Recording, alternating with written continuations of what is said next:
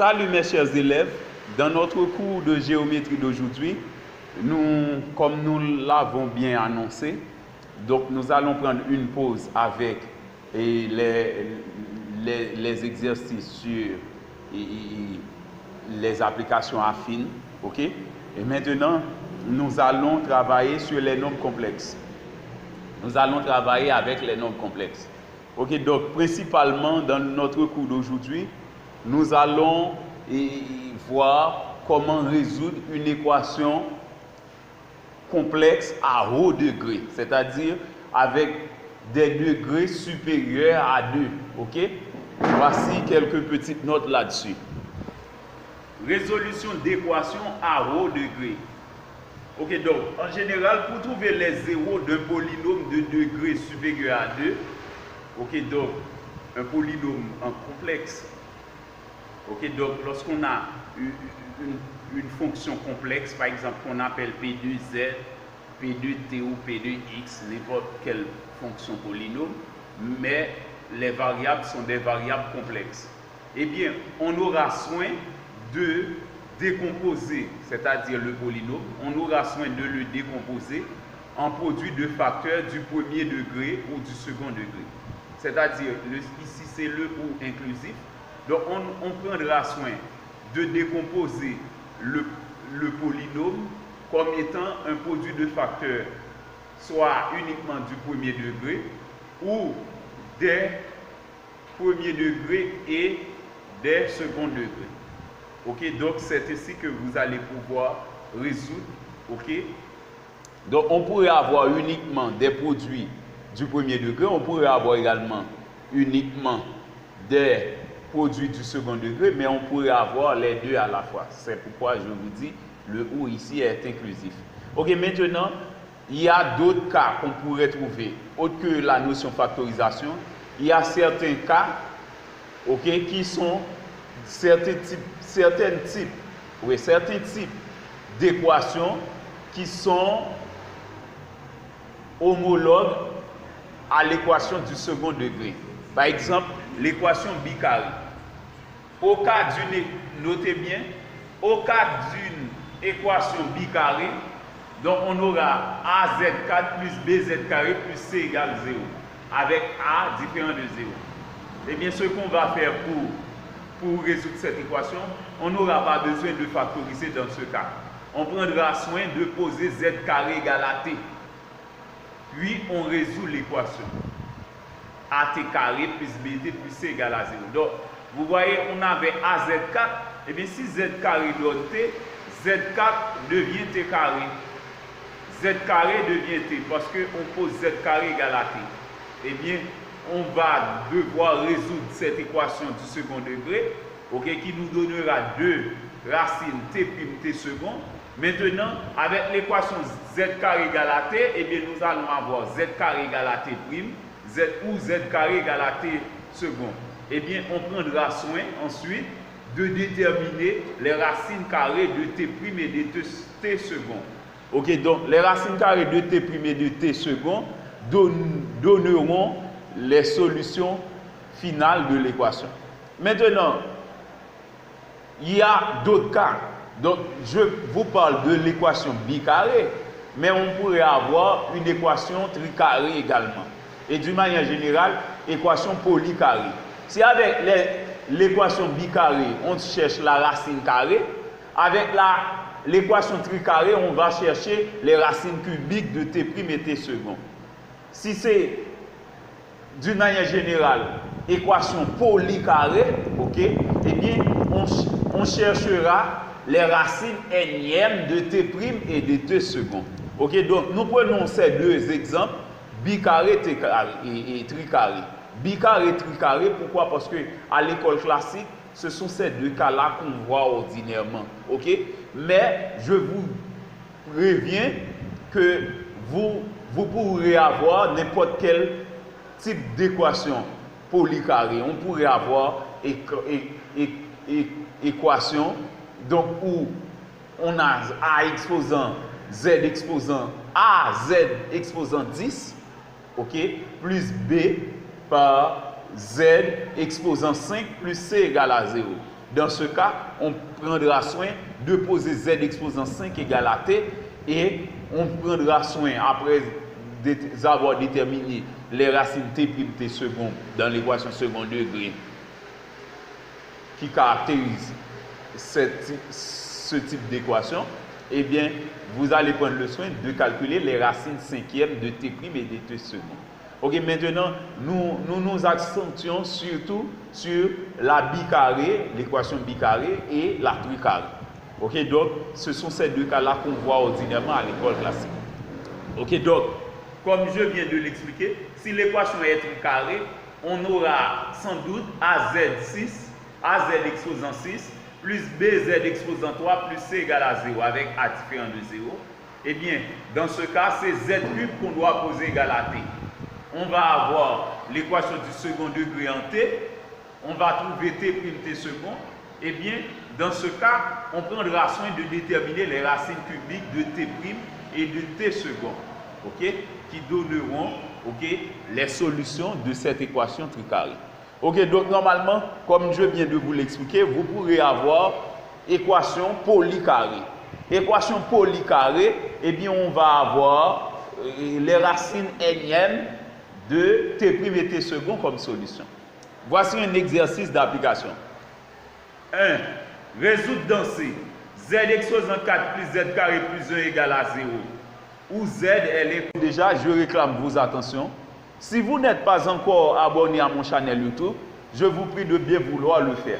C'est Jimmy Devey, votre enseignant de mathématiques, compétent et expérimenté. Pour l'exo en 1, c'est la partie en 1, c'est z exposant 4 plus z carré plus 1 égale à 0. Ok, donc, comme vous pouvez remarquer, on a une équation bicarrée. C'est AZ4 plus BZ carré plus C égale à 0 avec A différent de 0. Eh bien, nous faisons apparaître la forme de façon plus simple.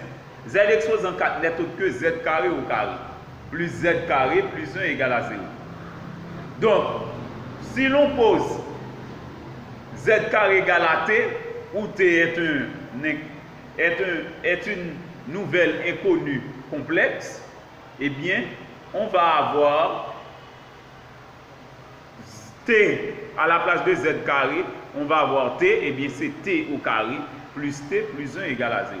Ça nous donne une équation du second degré, un coefficient réel. On calcule delta. Delta c'est B carré moins 4AC. La valeur de B, A, B et C prennent tous la valeur 1. C'est pourquoi nous mettons 1 au carré moins 4 par 1 par 1. 1 au carré donne 1. On va avoir 1 moins 4 qui donne moins 3. Ok, donc nous avons appris lorsqu'on calcule, lorsqu'on résout une équation du second degré à coefficient réel dans C, eh bien si delta donne un nombre strictement négatif, eh bien il faut faire apparaître le nombre imaginaire I dont le carré donne moins 1. Eh bien ainsi va-t-on avoir deux racines complexes conjuguées. Eh bien nous remplaçons moins 1 dans moins 3 par I carré, eh bien on trouve 3I carré. Donc, une racine carrée de delta, c'est I racine carrée de 3. Pourquoi? En prenant racine carrée de I carré, ça donne I. Racine carrée de 3, ça donne racine carrée de 3, puisque 3 n'est pas un carré parfait. Donc, une racine carrée de delta, c'est U égale à I racine carrée de 3. Maintenant, nous écrivons T' égale à moins B plus U sur 2A. Que donne B? B, c'est 1. C'est moins 1 plus I racine carrée de 3 sur 2 par 1. 2 par 1 donne 2. Eh bien, on va devoir transformer ça donc, pour trouver la forme algébrique de T'. Ok, donc les parties réelles et imaginaires pures de T'. Ça nous donne moins 1 demi plus racine carrée de 3 sur 2i. Ça, c'est pour T'. Assurément, on va trouver moins 1 demi moins racine carrée de 3 sur 2i pour T second. Parce que normalement, lorsqu'on résout une équation du second degré à coefficient réel dans C, lorsque delta est strictement négatif, on trouve deux racines complexes conjuguées. Donc le conjugué de T' sera la valeur de T second. Ok, donc vous voyez, c'est le conjugué de T' qu'on trouve ici. En appliquant la formule, moins B moins U sur 2A, qui donne moins 1 moins I racine carrée de 3 sur 2 par 1. soit moins 1 demi, moins racine carrée de 3 sur 2i. Donc, en mathématiques, même dans toutes les sciences exactes, lorsqu'on a un pressentiment du résultat, ou encore lorsqu'on peut prévoir les résultats, eh bien, c'est beaucoup plus facile. Donc, lorsqu'on peut prévoir les résultats, eh bien, c'est difficile de commettre une erreur. Parce qu'on a déjà une prévision, du bon résultat. Donc, on ne peut pas commettre d'erreur lorsqu'on a ces informations-là. Ok, maintenant, puisque ce n'était pas T qui était le vrai inconnu, T c'est une inconnue. Donc, la vraie inconnue n'était pas T. T c'est une inconnue auxiliaire. Eh bien, de ce fait, nous revenons à l'équation principale. C'était Z carré égale à T. Puisqu'on trouve deux valeurs T prime et T second, eh bien, nous allons avoir Z carré égale à T prime ou Z carré égale à T second. Je remplace T prime par sa valeur d'une part, T second par sa valeur d'autre part. Eh bien, maintenant, pour trouver la valeur de Z, eh bien, on va devoir extraire les racines carrées de T prime et de T second. Eh bien, pour Z carré égale à T prime, eh bien, nous allons calculer la racine carrée de T prime. Les racines carrées de T prime, nous avons déjà appris ces formules, lorsque nous abordions les racines nième et les racines carrées en particulier. C'est plus ou moins racine carrée de la partie réelle du nombre complexe plus son module sur 2, facteur de 1 plus la partie imaginaire pure par i sur la partie réelle plus le module. Donc la formule avec a plus bi, pour extraire la racine carrée de a plus bi, on fait racine carrée de a plus rho, qui est le module de a plus bi, racine carrée de a plus rho sur 2, facteur de 1 plus bi sur a plus rho. Eh bien, c'est cette formule-là qu'on applique.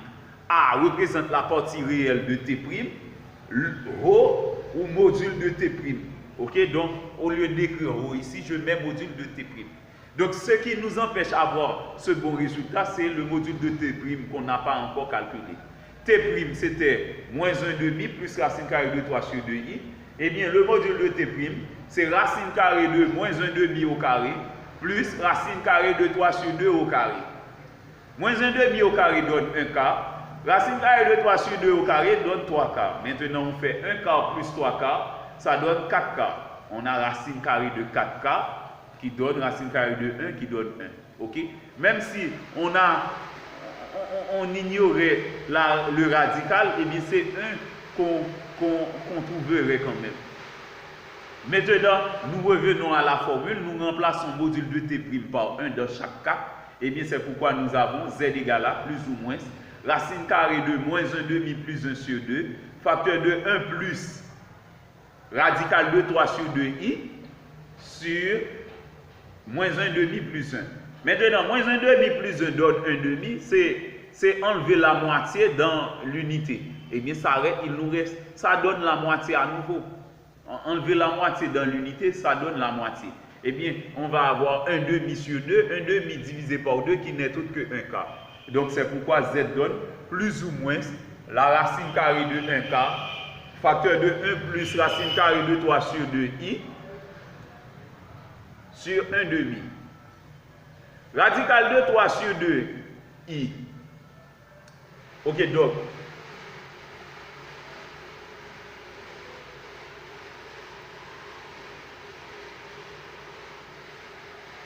radical de 3 sur 2i.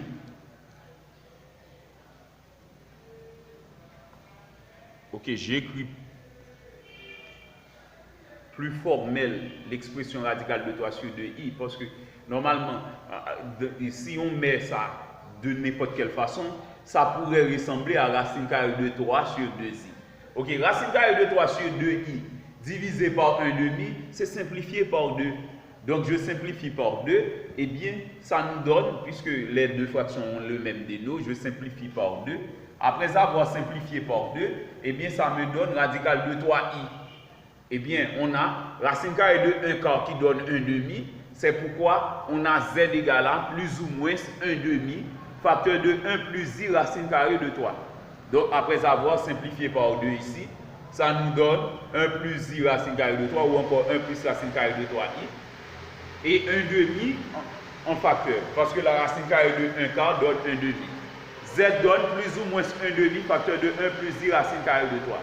Maintenant, ce qui nous reste à effectuer uniquement, multiplié par 1 demi, c'est divisé par 2. Alors, nous divisons 1 plus i racine carrée de 3 par 2. Ok, donc Z donne plus ou moins 1 plus i racine carrée de 3 sur 2. Ça, c'était pour la première racine. Et donc, c'est pour t'.